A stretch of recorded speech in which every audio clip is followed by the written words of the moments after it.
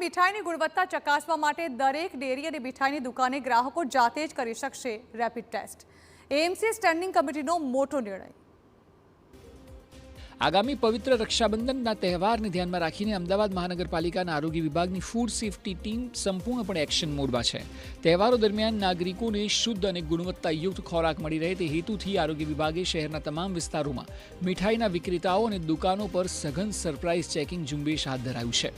પરંતુ હવે અમદાવાદ મનપાએ શહેરીજનોના સ્વાસ્થ્યને ધ્યાનમાં રાખીને એક મહત્વનો નિર્ણય પણ લીધો છે, જેમાં હવે તમામ મીઠાઈ અને ડેરીના વેપારીઓએ સ્વખર્ચે રેપિડ ટેસ્ટ કીટ ફરજિયાત રાખવી પડશે, જેથી ગ્રાહકો દુકાન પર જ મીઠાઈની ગુણવત્તા જાતે ચકાસી શકે।